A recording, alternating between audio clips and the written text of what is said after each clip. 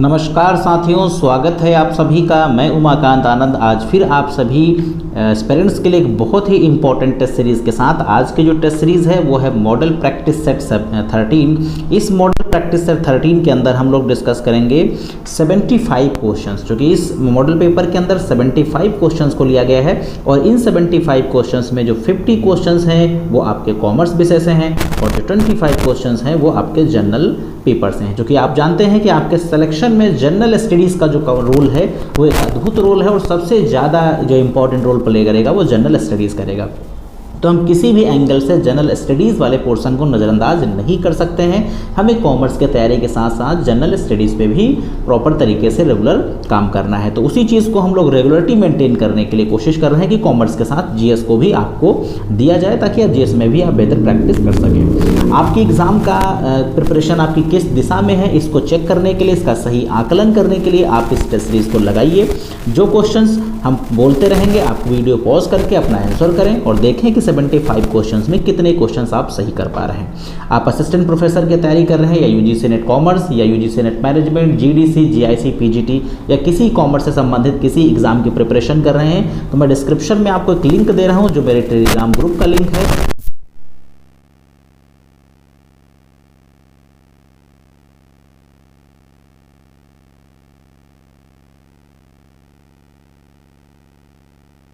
आपकी स्क्रीन पे पहले क्वेश्चन में आपसे पूछा जा रहा है कि which type of differentiation is used to gain the competitive advantage through the way a firm design its distribution, coverage, expertise and performance. यानी कहा जा रहा है कि कौन सा वो डिफरेंशिएशन है जिसका इस्तेमाल करके हमें कॉम्पिटिटिव एडवांटेज लेना है, जिसमें हम क्या करेंगे, अपने डिस्ट्रीब्यूशन कवरेज को इम्प्रूव करेंगे, अपना जो उस चीज़ में हम एक्सपर्टाइज लाएंगे, अपनी परफॉर्मेंस को इम्प्रूव करेंगे। तो इससे हम क्या, ये जो होगा वो कौन सा डिफरेंशिएशन होगा। ऑप्शन जो है आपके पास वो सर्विस डिफरेंशिएशन है, चैनल डिफरेंशिएशन है, पीपल डिफरेंशिएशन है, प्रोडक्ट डिफरेंशिएशन है। तो चूंकि जैसा कि आप स्टेटमेंट में अपने क्वेश्चन में पढ़ा तो आपको ये समझ आया कि हम बात किसकी करी जा रही है, वो डिस्ट्रीब्यूशन की करी जा रही है। तो अगर डिस्ट्रीब्यूशन की बात करी जा रही है तो ये पूरी संभावना है इसका जो सही ऑप्शन होना चाहिए वो कौन सा होना चाहिए, वो इसका सही ऑप्शन होना चाहिए ऑप्शन नंबर ए। यानी इसका ए ऑप्शन जो है वो करेक्ट ऑप्शन हो जाएगा। आई थिंक यहाँ तक आपको किसी तरीके की दिक्कत नहीं होगी। चलिए अब बढ़ते हैं क्वेश्चन नंबर नेक्स्ट की तरफ। क्वेश्चन जो नेक्स्ट है आपका क्वेश्चन 2, इसमें आपसे पूछा जा रहा है कि which of the following represent consistency of result when the test instrument is used repeatedly. यानी कि कहा गया है कि कौन सी कंसिस्टेंसी का मतलब कौन सी जो कंसिस्टेंसी उसका क्या रिजल्ट होगा जब टेस्ट इंस्ट्रूमेंट है उसे हम लगातार कई बार हम रिपीट कर रहे हैं, तो उसका जो रिजल्ट होगा वो क्या होना चाहिए। पहला ऑप्शन वैलिडिटी है, रिलायबिलिटी है, रिलेटिविटी है, सेंसिटिविटी है। तो दिए गए ऑप्शंस के हिसाब से अगर आप सही ऑप्शन का चुनाव करें तो इसका बी ऑप्शन यानी ऑप्शन सेकंड, दैट मीन्स कि जो आपका रिलायबिलिटी है ये इसका करेक्ट ऑप्शन हो जाएगा। आई थिंक इस क्वेश्चन में कोई डाउट आपको नहीं होगा। किसी तरीके का किसी क्वेश्चन में कोई संदेह लगता है, आपको ये लगता है कि हमारे द्वारा बताए गए क्वेश्चन में कुछ कमी रह गई, तो आप कमेंट सेक्शन में अपनी बात रखें और जो भी उसमें करेक्शन, जो भी उसमें सुधार होगा वो बिल्कुल किया जाएगा। बढ़ते हैं क्वेश्चन 3 की तरफ। क्वेश्चन 3 में आपसे पूछा जा रहा है कि which of the following is not a feature of पे बैक पीरियड मेथड। तो पे बैक पीरियड मेथड का कौन सा फीचर नहीं है। बहुत ही इंपॉर्टेंट क्वेश्चन है, क्योंकि कैपिटल बजटिंग एक ऐसा टॉपिक है जिस टॉपिक से क्वेश्चन डेफिनेटली पूछे जाते हैं। तो आपको बहुत ध्यान से इसका आंसर करना है। क्वेश्चन के हिसाब से कौन सा फीचर नहीं है, तो इसमें से मैं आपको वो बताऊंगा जो इसका फीचर एक्चुअली नहीं है, क्योंकि हम अगर एक एक क्वेश्चन को पढ़ेंगे तो 75 क्वेश्चंस हैं और एक एक ऑप्शन पढ़ने में काफ़ी टाइम लगेगा। तो इसलिए हमें इसका सही जो ऑप्शन होना चाहिए वो ऑप्शन 3 होना चाहिए। That means it is difficult to calculate.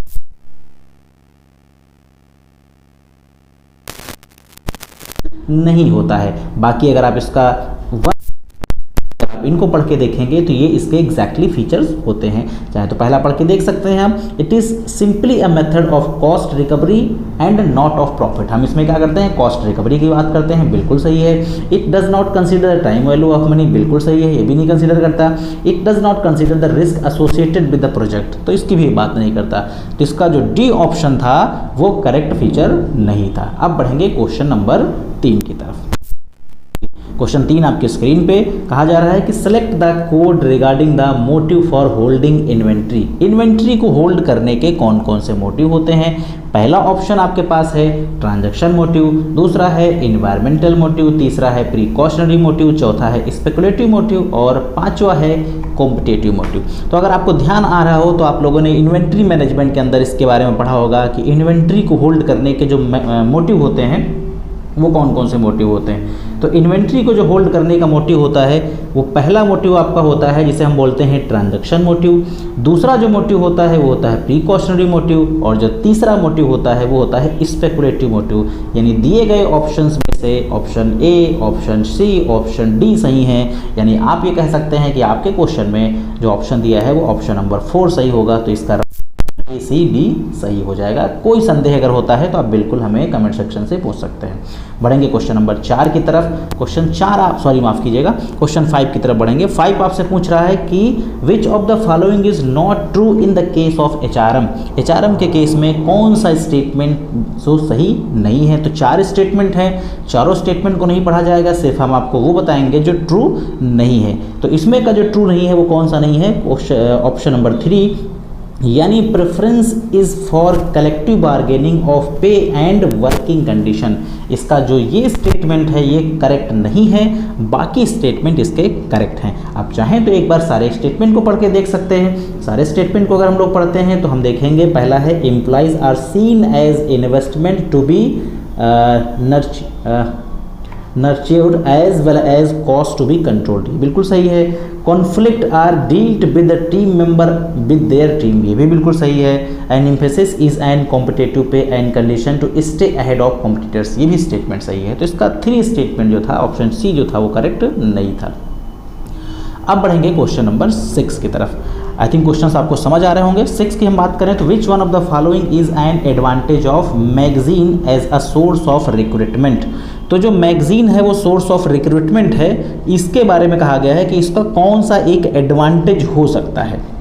तो इसका एडवांटेज की अगर आप बात करें तो जो मैगजीन है, मैगजीन का जो एडवांटेज की बात करनी है, डिसएडवांटेज के पॉइंट ऑफ व्यू से नहीं सोचना है। तो इसका जो एडवांटेज है आपका वो है रीच अ डाइवर्स ऑडियंस, क्योंकि जो मैगजीन होती है वो काफ़ी ऑडियंस तक पहुंचती है। तो जो आपका ऑडियंस का डाइवर्सिफिकेशन हो गया उन तक पहुंच जाएगी।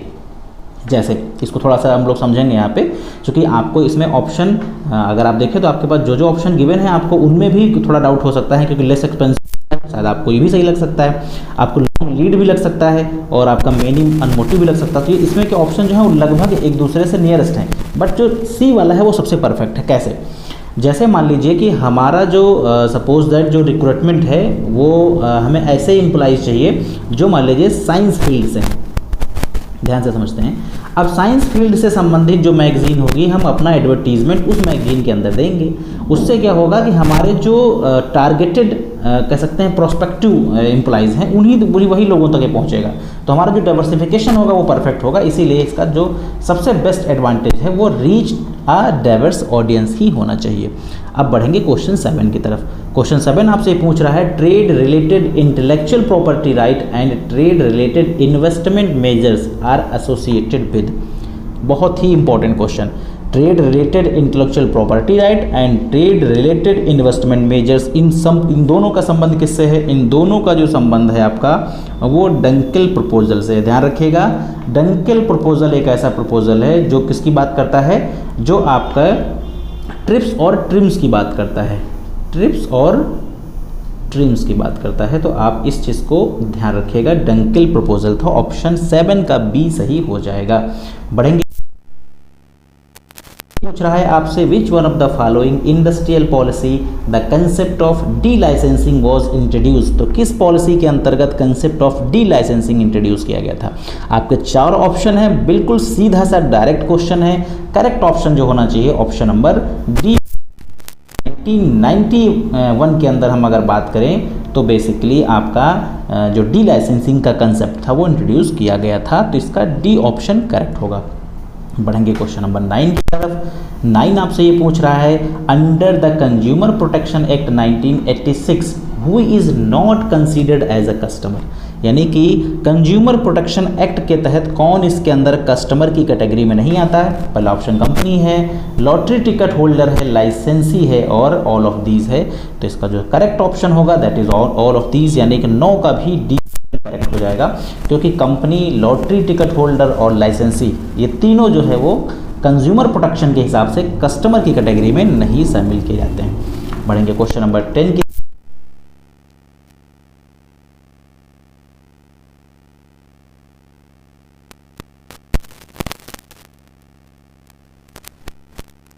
कई एग्जामों के अंदर ये क्वेश्चन पूछा गया है।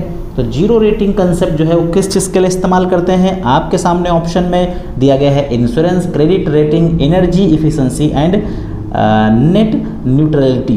तो इसका जो सही ऑप्शन होगा दैट इज नेट न्यूट्रलिटी, यानी कि ऑप्शन डी भी इसका भी सही हो जाएगा। ध्यान रखेंगे यहाँ पे आपको बहुत हिसाब से क्वेश्चन का आंसर करना है, जल्दबाजी बिल्कुल नहीं करनी। मैंने से क्वेश्चन पढ़ना है, वीडियो पॉज करना है, देन अपना आंसर देना है और फिर मैच करना है कि आपका क्वेश्चन गलत है या सही है। अब बढ़ेंगे क्वेश्चन 11 की तरफ।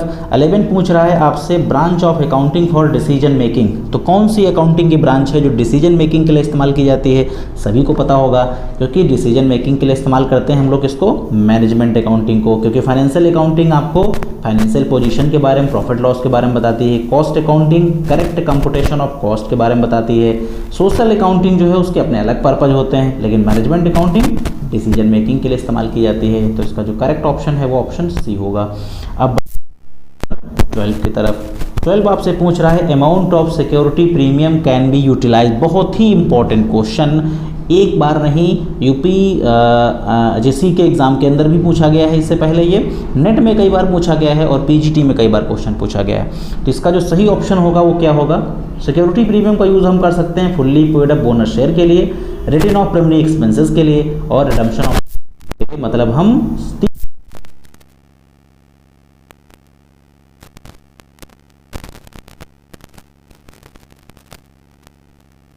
As per the section of Indian as per Indian company act. तो भारत की किस कंपनी एक्ट के अंतर्गत जो है by back of it share हो सकता है? तो इसका जो सही ऑप्शन है दैट इज एक, आपको ये बताता है कि आप कंपनी के शेयर को बाई बैक कर सकते हैं। ध्यान रखेंगे सेक्शन 68 इसका करेक्ट। पढ़ेंगे क्वेश्चन नंबर 14 की तरफ।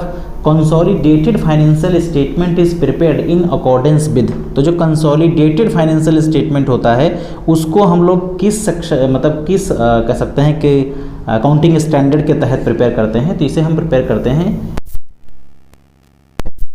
AS 21 के तहत कंसोलिडेटेड फाइनेंशियल स्टेटमेंट प्रिपेयर किए जाते हैं। अब बढ़ेंगे क्वेश्चन नंबर 15 पूछ रहा है आपसे is a permanent inter governmental body governing and regulating international trade in goods and services. तो गुड्स एंड सर्विसेज में मतलब इंटरनेशनल लेवल पर गुड्स एंड सर्विसेज में जो डीलिंग करने का काम है वो कौन सी बॉडी है? तो पहला है GATT, EXIM bank, WTO and IMF। तो आपको पता है कि इसका जो करेक्ट ऑप्शन होना चाहिए वो होना चाहिए कौन? WTO world trade organization correct option होगा। तो आपको ध्यान रखना है इस चीज़ को, इसका सही ऑप्शन वर्ल्ड ट्रेड ऑर्गेनाइजेशन होगा। चलिए बट नेक्स्ट क्वेश्चन की तरफ बढ़ते हैं। Question number 16। क्वेश्चन 16 आपसे पूछ रहा है कि physical deficit in the union budget. Union budget के अंदर जो फिजिकल डेफिसिट होता है वो क्या होता है? ध्यान रखना है आपको, physical deficit in union budget. तो पहला ऑप्शन जो है आपका, मैं आपको इसमें करेक्ट ही बता देता हूँ क्योंकि काफ़ी इस तरीके आपके पास ऑप्शंस हैं जिनको पढ़ने में समय ज़्यादा लगेगा। तो हम ऐसे क्वेश्चंस पे टाइम कम वेस्ट करेंगे जहाँ पे पढ़ने वाला कंटेंट ज़्यादा है, नहीं तो वीडियो जो है काफ़ी ज़्यादा लंबा हो जाएगा। तो इसका जो सही ऑप्शन होना चाहिए वो 16 का ए होना चाहिए। उसका आप देखिए, the sum of budgetary deficit and the net increase in internal and external borrowing. इसका इंटरनल एंड एक्सटर्नल बारोइंग, जो इंटरनल एंड एक्सटर्नल बारोइंग के अंदर इंक्रीमेंट होता है बजटरी डेफिसिट के फॉर्म में, उसी को हम बोलते हैं क्या? Physical deficit. तो इसका करेक्ट ऑप्शन 16 का ए। नेक्स्ट क्वेश्चन की तरफ बढ़ेंगे। 17 क्वेश्चन 17 आपसे ये पूछ रहा है the significant development in the sphere of foreign exchange was introduction of. The significant development in the sphere of foreign exchange was the introduction of. तो 17 का जो करेक्ट ऑप्शन होना चाहिए फेरा फेमा और एक्सपोर्ट इंपोर्ट पॉलिसी के साथ EXIM bank भी ऑप्शन में है, लेकिन सही ऑप्शन है आपका फॉरेन एक्सचेंज मैनेजमेंट एक्ट। जो फॉरेन एक्सचेंज मैनेजमेंट एक्ट है बेसिकली उसका काम क्या है, अगर आप पूरे को पढ़ेंगे significant development in sphere of foreign exchange, तो इसका काम किसका है भाई, फॉरेन एक्सचेंज मैनेजमेंट का है, क्योंकि पहले फेरा होता था, अभी हालांकि फेमा है करंट में, तो अगर आप देखें तो इसका बी ऑप्शन करेक्ट होगा। चलिए नेक्स्ट क्वेश्चन की तरफ बढ़ेंगे। क्वेश्चन नंबर 18, इसमें पूछा गया the term industrial policy refers to, तो इंडस्ट्रियल पॉलिसी का बेसिकली मतलब क्या होता है, तो इंडस्ट्रियल पॉलिसी का मतलब होता है कि the rules and regulation relating to establishing of industrial undertaking and their expansion. तो पहला ऑप्शन ही इसका करेक्ट ऑप्शन है। आप बाकी ऑप्शन को पढ़ के देखिएगा, बाकी जो आपके ऑप्शंस हैं वो ऑप्शन इंडस्ट्रियल पॉलिसी के बारे में एग्जैक्टली उस तरीके का डेफिनेशन मतलब डिफरेंशिएशन नहीं कर रहे हैं, तो इसका ए करेक्ट ऑप्शन होगा। क्वेश्चन 19 की तरफ बढ़ेंगे हम लोग। यहाँ पे पूछा जा रहा है कि who are the customer of cost and management accounting. Cost and management accounting के जो कस्टमर हैं वो कौन है, बहुत ही हिसाब से आपको इसका आंसर करना है। कॉस्ट एंड मैनेजमेंट अकाउंटिंग के जो कस्टमर हैं वो कौन है,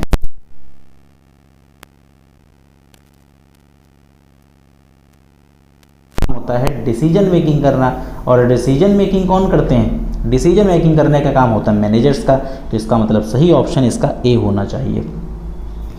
अब बढ़ेंगे क्वेश्चन नंबर हम लोग 20 की तरफ। 20 क्वेश्चन आपसे ये पूछ रहा है कि विच one of the following is N efficient ratio, efficiency ratio sorry, निम्नलिखित में से कौन सा जो है वो इफिशिएंसी रेशियो का एग्जाम्पल है। तो आपके पास ऑप्शन 4 दिए हैं, प्राइस अर्निंग रेशियो, डेप्थ equity ratio, asset test ratio, average collection period.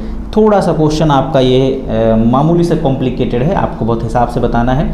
Efficiency की बात यहाँ कौन करेगा, तो इसका जो सही ऑप्शन होना चाहिए price earning ratio. Price earning जो रेशियो है वो सबसे कह सकते हैं कि बेटर इफिशिएंसी रेशियो होता है, तो ये इसका सही ऑप्शन हो जाएगा। हालांकि डेप्थ इक्विटी रेशियो जो है वो क्या है, उसे हम सॉल्वेंसी रेशियो बोलते हैं। डेप्थ इक्विटी को हम लोग क्या बोलते हैं, solvency ratio. Acid test ratio जो होता है आपका बेसिकली क्या है, वो आप उसको हम लोग बोलते हैं लिक्विडिटी रेशियो। और एवरेज कलेक्शन पीरियड जो है आपका वो आपका उससे संबंधित है, आपका जो डेटा टर्नओवर रेशियो पढ़ते हैं उनसे रिलेटेड है। इसका price earning ratio correct option हो जाएगा। बढ़ते हैं नेक्स्ट क्वेश्चन की तरफ। नेक्स्ट क्वेश्चन आपका जो है 21 है। 21 में पूछा गया है कि what do you mean by the cash equivalent. तो कैश इक्विवेलेंट का मतलब क्या होता है, तो कैश इक्विवेलेंट का मतलब होता है short term highly liquid securities. जो short term highly liquid securities होती हैं वो होती हैं कैश एंड कैश इक्विवेलेंट। तो इसका बी ऑप्शन सही होगा। Profit calculated by marginal costing and absorption costing are different because marginal costing और अब्जॉर्प्शन कॉस्टिंग के अंदर जो प्रॉफिट निकलता है वो डिफरेंट होता है। क्यों डिफरेंट होता है, उसका सही ऑप्शन होना चाहिए option number D, because of closing stock, क्योंकि क्लोजिंग स्टॉक की वजह से प्रॉफिट में डिफरेंसेस क्रिएट हो जाते हैं। बढ़ेंगे क्वेश्चन नंबर 23 की तरफ।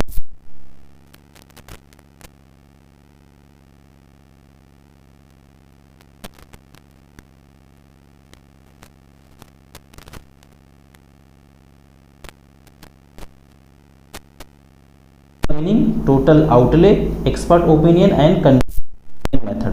तो जो इसमें सही ऑप्शन होना चाहिए, उसका सही ऑप्शन होना चाहिए option B, total outlay method. Option B यानी कि टोटल आउटले मेथड जो है वो आपका बेसिकली डिमांड फोरकास्टिंग का मेथड नहीं है। बाकी इसके जो तीनों हैं वो डिमांड फोरकास्टिंग के मेथड हैं। नेक्स्ट क्वेश्चन की तरफ बढ़ेंगे।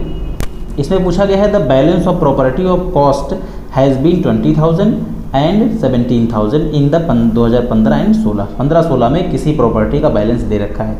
फिर कहा गया है profit on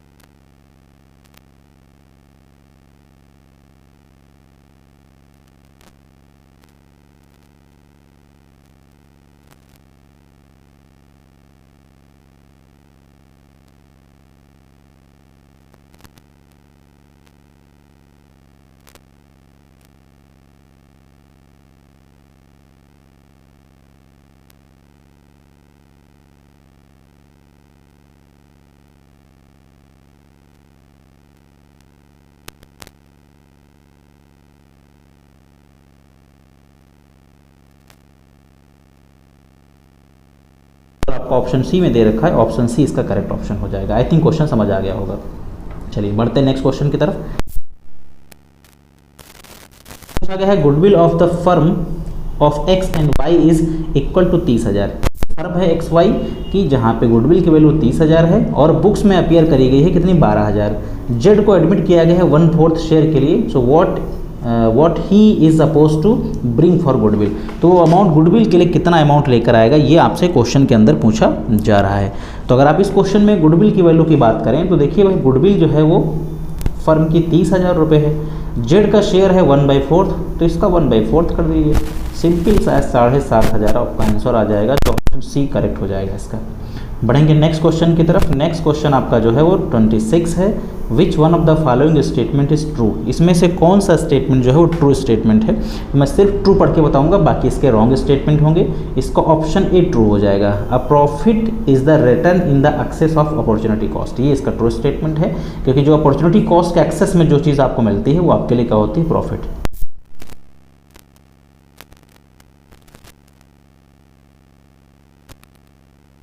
the theory of consumer behaviour based on cardinal utility approach, तो कार्डिनल यूटिलिटी अप्रोच में के हिसाब से जो आपने कहा गया अजम्पशन नहीं है वो आपको बताना है। तो इसका जो नहीं अजम्पशन है वो है आपका constant marginal utility from successive unit. ये बेसिकली इसकी कह सकते हैं कि जो अजम्पशन है वो नहीं है, बाकी इसकी अजम्पशन है। रैशनैलिटी भी है आपका, और constant marginal utility of money भी है, और यूटिलिटी इज मेजरेबल ये भी दे रखा है, क्योंकि कार्डिनल के हिसाब से यूटिलिटी को मेजर भी कर सकते हैं। लेकिन constant marginal utility for successive unit ऐसा नहीं होता है। कांस्टेंट मार्जिनल फॉर सक्सेसिव नहीं, उसमें डिमिनिजिंग होता है, क्योंकि जब आप लगातार कोई कंज्यूम करते हैं तो उसकी जो मतलब यूटिलिटी होती है वो कैसे होती है, डिमिनिज होती है। तो फिलहाल ये इसकी मतलब जो है वो अजम्पशन नहीं है। नेक्स्ट अगर आप देखेंगे यहाँ पे विच one of the following is not the basic property of indifference curve, तो इंडिफरेंस कर्व की इसमें से कौन सी बेसिक प्रॉपर्टी नहीं है। तो इसमें जो बेसिकली दूसरा जो ऑप्शन दिया है ऑप्शन बी, ये इसकी बेसिक प्रॉपर्टी नहीं है। यानी indifference curve of two imperfect substitute are concave, ये कनकेव नहीं होता है, हमेशा कॉन्वेक्स ओरिजिन होते हैं। तो इसका जो बी ऑप्शन होगा वो बेसिकली इनकरेक्ट होगा, और क्वेश्चन के हिसाब से यही इसकी बेसिक प्रॉपर्टी नहीं है। अब बढ़ेंगे 29 की तरफ। विच one of the following is not the characteristics of normal distribution, तो नॉर्मल डिस्ट्रीब्यूशन की इसमें कौन सी कैरेक्टरिस्टिक्स नहीं है। तो आप सारी चीज़ों को पढ़ के देखिएगा। नॉर्मल जो डिस्ट्रीब्यूशन होता है वो बेल शेप सिमेट्रिक होता है, बिल्कुल सही है। मीन मीडियन मोड जो होते हैं इसमें नॉर्मल पे इक्वल होते हैं। Total area under the curve of the normal probability distribution is 1, ये भी बिल्कुल परफेक्ट है। तो इसमें जब तीनों सही है तो गलत फिर कौन सा होगा, तो इसका जो डी ऑप्शन होगा वो रॉन्ग ऑप्शन हो जाएगा, यानी कि ये कैरेक्टरिस्टिक्स इसकी नहीं है। अब बढ़ेंगे क्वेश्चन 30 पे। 30 में है as per the Herzberg theory, जो आपकी 2 फैक्टर थ्योरी दे रखी है हर्ट्ज़बर्ग ने, जिसे हम लोग हाइजीन थ्योरी भी बोलते हैं, उसके हिसाब से इसमें से कौन सा मोटिवेशनल फैक्टर नहीं है। तो मोटिवेशनल फैक्टर जो नहीं है वो कौन सा, वर्किंग कंडीशन जो है वो हाइजीन फैक्टर है, ये मोटिवेशनल फैक्टर नहीं है। क्योंकि कोई भी पर्सन अगर किसी ऑर्गेनाइजेशन में जाएगा तो वो वर्किंग कंडीशन से मोटिवेट नहीं होता, हाँ, लेकिन अगर वर्किंग कंडीशन अच्छी नहीं होगी तो डीमोटिवेट जरूर हो जाएगा। तो इसका जो ये है आपका, ये हाइजीन फैक्टर है, ना कि मोटिवेशन फैक्टर। चलिए अब बढ़ेंगे हम लोग क्वेश्चन। यहाँ आपसे पूछा जा रहा है कि विच one of the following is not a part of strategic planning, तो स्ट्रेटजिक प्लानिंग का इसमें कौन सा पार्ट नहीं है। तो अगर आप देखें तो purpose and mission, objective, choice, ये तीनों ऑब्जेक्टिव हैं बेसिकली। लेकिन अगर हम लोग बात करें सोशल रिस्पॉन्सिबिलिटी की, तो सोशल रिस्पॉन्सिबिलिटी जो है आपका पार्ट ऑफ स्ट्रेटजिक प्लानिंग नहीं होता है, तो इसका डी ऑप्शन करेक्ट होगा। अब यहाँ पे पूछा जा रहा है कि एटीट्यूड का मतलब क्या होता है। तो एटीट्यूड का बेसिकली मतलब होता है impulse, desire and consideration of the buyer which introduce him to purchase a product. यानी कि बेसिकली किसी भी कस्टमर की जो इच्छा होती है, उसकी जो थिंकिंग होती है, उसका जो बिहेवियर होता है, उसी की वजह से कस्टमर क्या करता है, किसी प्रोडक्ट को परचेज। क्वेश्चन 33 में आपसे पूछा गया है, 33 क्वेश्चन में आपसे पूछा गया है कि over capitalisation may not be a result of which one of the following. Over capitalisation जो है वो किसका मतलब कौन सा रीज़न जो है ओवर कैपिटलाइजेशन का रीज़न नहीं है, not be a result of which one of the following. तो इसका जो सही ऑप्शन होना चाहिए वो होना चाहिए ऑप्शन नंबर सी, यानी जो शॉर्टेज ऑफ कैपिटल होता है वो ओवर कैपिटलाइजेशन का एक रीज़न नहीं होता। ओवर कैपिटलाइजेशन के और रीजंस होते हैं, जैसे कि आप देखें तो promotion of company only with inflated asset, ये रीज़न होता है। Application of low capitalisation rate, ये होता है। And liberal dividend policy. But जहाँ पे हम बात कर रहे थे शॉर्टेज ऑफ कैपिटल की, तो ये ओवर कैपिटलाइजेशन का कोई खास मतलब not be a result of which one of the following, मतलब इन इसकी वजह से जो है ओवर कैपिटलाइजेशन नहीं होता है। आई थिंक ये क्वेश्चन आपको क्लियर हो गया होगा। अब बढ़ेंगे हम लोग नेक्स्ट क्वेश्चन की तरफ। क्वेश्चन नंबर 34 में है आपका the rate at which NPV of a project becomes zero is always known as. तो इसका जो सही ऑप्शन है that is option number B, internal rate of return. इसका सही ऑप्शन क्या होगा? इंटरनल रेट ऑफ रिटर्न, क्योंकि यहाँ पे आपका जो एनपीवी होती है वो इक्वलेंट करी जाती है। बी ऑप्शन करेक्ट होगा। क्वेश्चन नंबर 35 की तरफ बढ़ेंगे। यहाँ पे डिविडेंड इररिलेवेंस थ्योरी। तो डिविडेंड इररिलेवेंस थ्योरी तो बहुत ही डायरेक्ट क्वेश्चन है, आप सभी को पता है कि इसका मोदी मिलर गिलानी अप्रोच, क्योंकि रिलेवेंस के अंदर वॉल्टर और गार्डन आते हैं, इररिलेवेंस के अंदर आपका अप्रोच आती है। तो इसका 35 का सी ऑप्शन करेक्ट ऑप्शन हो जाएगा। अब बढ़ेंगे क्वेश्चन नंबर 36 की तरफ। 36 में आपसे पूछा गया है management of working capital refers to the management of current asset and current liability. बिल्कुल पहला ऑप्शन सही है। But the major trust of course is one of the management of current asset because current liabilities arises in the contest of current asset. तो ये दोनों जो statement है वो करेक्ट स्टेटमेंट है। 36 का सी ऑप्शन जो है वो करेक्ट ऑप्शन होगा। अब बढ़ेंगे क्वेश्चन नंबर 37 पे।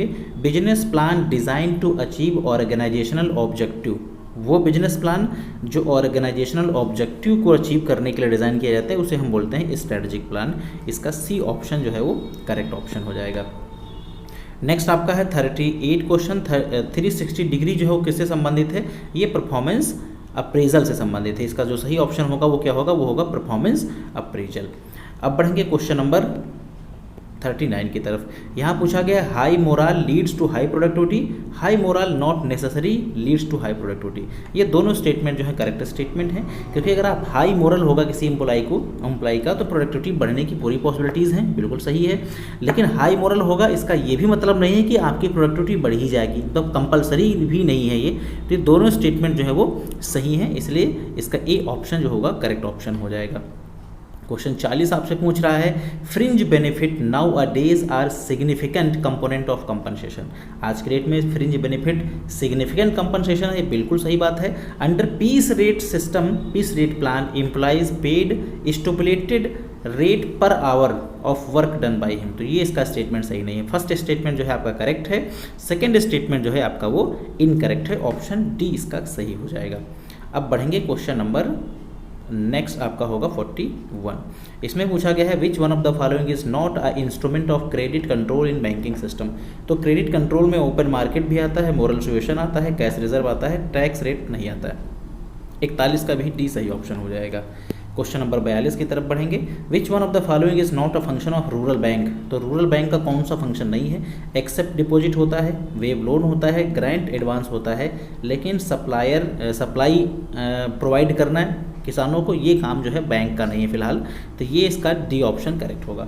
अब बढ़ेंगे क्वेश्चन नंबर 43 की तरफ। 43 पूछ रहा है कि from which date all bank started ATM free of cost. किस डेट से एटीएम फ्री ऑफ कॉस्ट की सर्विस जो है वो भारत में चालू करी गई? तो इसका जो सही ऑप्शन होगा that is option number B, 1 अप्रैल 2019। 1 अप्रैल 2019 से भारत के अंदर बैंकिंग के अंदर जो एटीएम की सुविधा है वो फ्री ऑफ कॉस्ट चालू करी गई थी। अब बढ़ेंगे 2009 है भाई, 19 नहीं है, मैंने शायद 19 बोल दिया है, बट 2009 ध्यान रखिएगा। क्वेश्चन नंबर 44 की बात करेंगे। विच one of the following is not a fund based business of commercial bank. Commercial bank का कौन सा फंड बेस्ड बिजनेस नहीं है? तो लोन, डिपॉजिट और डिस्काउंटिंग ऑफ बिल, ये तीनों फंड बेस्ड हैं, और डीपी ऑपरेशन जो है ये फंड बेस्ड इनका बिजनेस नहीं है। नेक्स्ट क्वेश्चन है foreign exchange and foreign exchange currency in India are governed by. तो फॉरेन एक्सचेंज और फॉरेन करेंसी ये कौन गवर्न करता है? तो ये भारत के अंदर गवर्न करता है आपका FEMA act, foreign exchange management act. इसका ऑप्शन सी करेक्ट होगा। 46 क्वेश्चन नंबर पे balance of payment of country of a current account. तो जो बैलेंस ऑफ पेमेंट होता है, बैलेंस ऑफ पेमेंट के अंदर जो करंट अकाउंट बनता है, करंट अकाउंट जो होता है वो किसके बराबर होता है? वो आपका विजिबल गुड्स और इनविजिबल गुड्स, विजिबल गुड्स और इनविजिबल गुड्स का जो एक्सपोर्ट इंपोर्ट का डिफरेंस होता है उसके बराबर होता है। तो विजिबल का मतलब तो होता है बैलेंस ऑफ ट्रेड, तो इसका मतलब यह है कि इसका सही ऑप्शन होगा balance of trade plus net visible export, ये इसका सही ऑप्शन हो जाएगा, बी ऑप्शन करेक्ट होगा। 47 की तरफ बढ़ेंगे। 47 क्वेश्चन आपसे पूछा ही जा रहा है। 47 क्वेश्चन की कुछ लैंग्वेज में थोड़ा सा दिक्कत है इसको, चूँकि ये टेबल का क्वेश्चन है, जो टेबल नहीं यहाँ पे बना है तो ये क्वेश्चन इसको हम हटा देते हैं अपने इसमें से। 48 क्वेश्चन को फिर देखेंगे। A debit balance of payment occurs due to, कहा गया है कि जो डेबिट बैलेंस होता है, बैलेंस ऑफ पेमेंट का जो डेबिट बैलेंस होता है वो किसकी वजह से होता है, तो low import and high export, high import and low export. तो इसका जो सही ऑप्शन होना चाहिए वो सही ऑप्शन होना चाहिए आपका पहला ऑप्शन करेक्ट है, यानी जितना इम्पोर्ट को आपको क्या करना है, लो करना है, एक्सपोर्ट बढ़ाना है, इससे आपका बीओपी डेबिट हो जाएगा।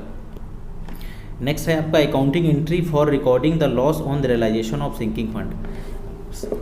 सिंकिंग फंड के ऊपर, जो सिंकिंग फंड इन्वेस्टमेंट के ऊपर आपको जो लॉस होता है उसके लिए एंट्री जो है वो क्या बनती है, तो उसकी जो एंट्री बनती है sinking fund account debit to sinking fund investment account, A option इसका करेक्ट ऑप्शन हो जाएगा।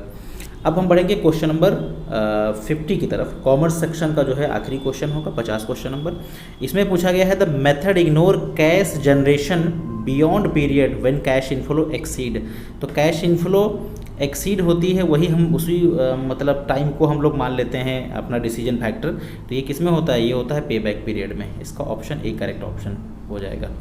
अब हम लोग देखेंगे 25 क्वेश्चंस जो आपके जनरल स्टडी पार्ट से हैं, जीएस पार्ट से हैं। पहला क्वेश्चन देखिए, इसमें पूछा गया है कि what do you talk the attack which is made against the hash algorithm that use to verify integrity of message software and digital signature. तो वो अटैक जो आपका मैसेज सॉफ्टवेयर और डिजिटल सिग्नेचर वगैरह को नुकसान पहुंचाता है उसे हम क्या बोलते हैं, उसे हम बोलते हैं बर्थडे अटैक। इसका ऑप्शन ए सही हो जाएगा। क्वेश्चन नंबर 51 की तरफ बढ़ेंगे। पाकिस्तान डे वॉज ऑब्जर्व, तो पाकिस्तान जो डे वो है किस दिन ऑब्जर्व हुआ था, उसको हम लोग मानते हैं, पाकिस्तान डे को मानते हैं हम लोग 23 मार्च सन 1943, यानी 23 मार्च सन 1943 को पाकिस्तान ऑब्जर्व डे के रूप में माना जाता है। अब हम देखेंगे 53, यहाँ पे है which of the following are the features of core banking system. तो कोर बैंकिंग सिस्टम के कौन से फीचर्स हैं, account management, loan management, transaction and all of this. इसका डी ऑप्शन करेक्ट है, क्योंकि ये तीनों चीज़ें जो हैं वो आपकी कोर बैंकिंग के फीचर हैं। 54 में आपसे स्विफ्ट का फुल फॉर्म पूछा गया है। स्विफ्ट ये स्विफ्ट डिज़ायर वाला नहीं है, ये स्विफ्ट आपका है इंटरनेशनल पेमेंट वाला। इसका फुल फॉर्म है society of world wide inter bank financial telecommunication, C option इसका करेक्ट होगा। 55 की हम लोग बात करें तो 55 में पूछा गया है आपसे which of the following language are directly executed by computer. तो कंप्यूटर कौन सी लैंग्वेज एग्जीक्यूट करता है, वो मशीन लैंग्वेज एग्जीक्यूट करता है, ये ऑप्शन करेक्ट होगा। 56 की बात करें तो according to the last census of सन 2011, उत्तर प्रदेश के अंदर जो मोस्ट पॉपुलेशन वाले शहर हैं उनको डिक्रीजिंग ऑर्डर में आपको बताना है। इसका जो सही ऑप्शन होना चाहिए वो होना चाहिए ऑप्शन सी। सबसे ज़्यादा पॉपुलेशन उत्तर प्रदेश में इलाहाबाद में है, उसके बाद मुरादाबाद, गाजियाबाद, आजमगढ़ और लखनऊ है 5वें नंबर पे। इसका सही ऑप्शन ये है। यूपीएचएससी के जीएस पार्ट के अंदर एक क्वेश्चन सेंसस से पूछा जाता है और मोस्टली क्वेश्चन जो है यूपी के सेंसस से आता है, तो उस लिहाज से ये क्वेश्चन काफ़ी इंपॉर्टेंट है। क्वेश्चन 57 की तरफ बढ़ेंगे। पार्लियामेंट से संबंध में क्वेश्चन है। In the parliament form of government the real power of state. Parliament की के अंदर रियल पावर ऑफ स्टेट जो होती है वो किसके पास होती है, वो होती है आपकी council of minister headed by prime minister. Prime minister और प्राइम मिनिस्टर के द्वारा जो काउंसिल ऑफ मिनिस्टर्स बनाई जाती है उनके पास जो होती है वो एक्चुअली रियल पावर होती है। अब हम बात करेंगे सुप्रीम कोर्ट के बारे में। Supreme Court held the preamble is not a part of constitution, यानी कि प्रीमेबल से संबंधित एक केस हुआ था, वो कौन सा केस है। तो ये क्वेश्चन कई बार एग्जाम में, कई अलग अलग एग्जाम में पूछा गया है। इसका सही ऑप्शन है आपका बेरूबरी यूनियन केस 1960, ये ऑप्शन इसका करेक्ट होगा। क्वेश्चन नंबर 59 की तरफ बढ़ेंगे। यहाँ पूछा गया है कैबिनेट मिशन इंक्लूड्स। तो कैबिनेट मिशन के अंदर पथिक लॉरेंस, स्टॉफर्ड क्रिप्स और एलेक्जेंडर, यानी ऑप्शन डी करेक्ट होगा। जब भारत देश आज़ाद हुआ था तो उससे पहले एक कैबिनेट मिशन बनी थी जिसमें ये तीनों लोगों को उसका मेंबर बनाया गया था। 60 क्वेश्चन की तरफ बढ़ेंगे। यहाँ पे टेहरी डैम पूछा गया है। उत्तराखंड के अंदर एक बहुत ही फेमस डैम है टेहरी, ये किस नदी के ऊपर बना है, तो ये भागीरथी नदी के ऊपर बना है। ये क्वेश्चन बहुत ही एग्जामों के अंदर पूछा जाता है, ये इंपॉर्टेंट क्वेश्चन है। नेक्स्ट क्वेश्चन की तरफ आएंगे 61। यहाँ पूछा जा रहा है which of the following does not flow in the Arabian sea, इसमें से कौन सी नदी जो है अरबियन सी की तरफ फ्लो, अरबियन सी में फ्लो नहीं करती है। तो इसका ऑप्शन है आपका कावेरी, कावेरी नदी जो है अरबियन सी में फ्लो नहीं करती है। अब बढ़ेंगे 62 की तरफ। यहाँ पे how many people have been awarded Padma Bhushan in 2020, 2020 के अंदर कितने लोगों को पद्म विभूषण अवार्ड मिला। तो 7 लोगों को पद्म विभूषण अवार्ड मिला है, 10 लोगों को पद्म भूषण अवार्ड मिला है। भारत रत्न अवार्ड इस बार नहीं दिया गया है। इसके अलावा 102 लोगों को आपको मिला हुआ है पद्मश्री का अवार्ड, ध्यान रखिएगा। अब हम बात करेंगे क्वेश्चन नंबर 63 की। 63 में पूछा गया है कि where in the world did the game of lawn tennis originated. तो लॉन टेनिस जो गेम है वो कहाँ से ओरिजिनेट किया गया। तो बिर्मिंघम जो है आपका वो है, यानी कि ऑप्शन ए इसका करेक्ट ऑप्शन हो जाएगा। 64 की तरफ बढ़ेंगे। Who is the flying Sikh of India. तो मिल्खा सिंह को फ्लाइंग सिख ऑफ इंडिया के नाम से जाना जाता है, जिनका हाल ही में निधन हो गया। और ये जो है बहुत ही कह सकते हैं कि अपने आप में बहुत बड़े स्पोर्ट्स स्पिरिट रहे हमारे देश के, और इनके नाम पे स्पोर्ट्स डे भी मनाया जाता है। 65 क्वेश्चन की तरफ बढ़ेंगे। Who wrote the famous book. Famous book जो है आपकी वी द पीपुल, ये किसके द्वारा लिखी गई। तो ये लिखी गई है आपकी नैनी पलखीवाला के द्वारा। इसका सही डी ऑप्शन करेक्ट होगा। India's most moss garden, India's first moss garden has been developed in which UT और स्टेट। तो इसका सही ऑप्शन है उत्तराखंड, इसका बी ऑप्शन करेक्ट हो जाएगा। अब बढ़ेंगे क्वेश्चन 67 में। Why should you prefer teaching to other profession. Teaching को हम दूसरी प्रोफेशन के अपेक्षा क्यों प्रेफर करते हैं। क्योंकि for the service of humanity, अगर आपको मानवता की सेवा करनी है तो आप टीचिंग प्रेफर कर सकते हैं, सी ऑप्शन करेक्ट होगा। 68 की तरफ बढ़ेंगे। यहाँ पे है कि 9 year older are taller than 7 year. 9 साल जो है वो 7 साल वाले से बड़ा है। ये कैसा एग्जाम्पल है। तो ये क्रॉस सेक्शनल स्टडी है, दो चीज़ों में हम क्रॉस स्टडी कर रहे हैं, तो ये बी ऑप्शन करेक्ट होगा। नेक्स्ट है आपका the ground on which discrimination in admission of educational institution is not prohibited. कहा गया है कि किन चीज़ों के आधार पर एजुकेशनल संस्थाओं में, एजुकेशनल इंस्टीट्यूशंस के अंदर एडमिशन में डिस्क्रिमिनेशन जो है वो नहीं होना चाहिए, उसको बिल्कुल बंद किया गया है। तो पहला ऑप्शन है religion, sex, place of birth और नेशनैलिटी। तो नेशनैलिटी को अगर हम छोड़ दें तो रिलीजन, सेक्स और प्लेस ऑफ बर्थ, ये 3 ऐसी चीज़ें हैं जिनके आधार पे किसी का एडमिशन निरस्त नहीं हो सकता है। अगर ऐसा होता है तो वो लीगली गलत है, इसका बी ऑप्शन करेक्ट होगा। नेक्स्ट बढ़ेंगे question 70। Which of the following statement is correct in respect of NITI Aayog. NITI Aayog के संबंध में कौन सी बात सही है। ये कहा गया है पहले में, it is a constitutional body, it is statutory body, it is neither statutory nor आपका कॉन्स्टिट्यूशनल, और इट इज़ थिंक टैंक। तो इसका जो ऑप्शन सही है वो सी और डी सही है, क्योंकि यह ना ही तो कॉन्स्टिट्यूशन बॉडी है ना ही स्टैच्यूटरी बॉडी है। ये क्या है आपकी, ये प्लानिंग करने से संबंधित एक विचार विमर्श करने का तरीका है, जो देश के हित में प्लानिंग यहाँ से बनाई जाती है। क्वेश्चन 71 की बात करेंगे हम लोग यहाँ पे। तो पूछा जा रहा है आपसे नो वर्ल्ड नो तंबाकू डे। तो नो तंबाकू डे जो भारत दुनिया के अंदर कब मनाया जाता है। तो ये मनाया जाता है आपका 31 मई के दिन, इसका ए ऑप्शन करेक्ट होगा।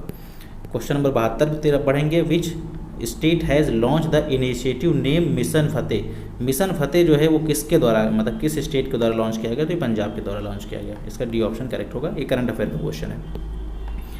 उसके बाद है आपका save food today for healthy tomorrow. ये जो है आपका स्लोगन बेसिकली मतलब किससे संबंधित है। 7 जून को एक दिन मनाया गया जिसका ये स्लोगन है। तो कौन सा दिन 7 जून के दिन मनाया जाता है। तो वो मनाया गया था आपका 7 जून के दिन World Food Safety Day, B option correct होगा। क्वेश्चन नंबर 74 में पूछा गया है आपसे interstellar boundary explosion IBEX satellite which is seen in the news, जो कि पिछले रिसेंटली न्यूज़ के अंदर रही, ये किसके द्वारा लॉन्च करी गई। तो ये लॉन्च करी गई नासा के द्वारा, अमेरिका की जो नासा है उसके द्वारा इसे लॉन्च किया गया। और आखिरी क्वेश्चन इस सेट का, इसके अंदर है according to new education policy सन 2020 teacher will able to teach lessons in the mother tongue और रीजनल टंग। मतलब किस ग्रेड तक, कह सकते हैं किस क्लास तक बच्चों को उनकी लोकल लैंग्वेज में पढ़ाया जाएगा as per new education policy. तो ये ग्रेड 5th यानी 5th ग्रेड तक आपका जो है उन्हें उनकी लोकल लैंग्वेज के अकॉर्डिंग पढ़ाया जाए। तो ये जो थे 75 क्वेश्चंस जिनमें हमने डिस्कस किए आपके साथ आज की इस प्रैक्टिस टेस्ट में। 50 कॉमर्स प्लस 25 जनरल स्टडी के क्वेश्चंस। मुझे उम्मीद है कि लेक्चर आपके हेल्पफुल रहा होगा। अगर आपको लेक्चर अच्छा लगा हो तो इसे आप लाइक कर सकते हैं, शेयर कर सकते हैं। कोई डाउट या किसी क्वेश्चन में कोई संदेह हो तो उसे आप कमेंट सेक्शन के माध्यम से जरूर पूछ सकते हैं। So thanks for watching this video, have a nice day.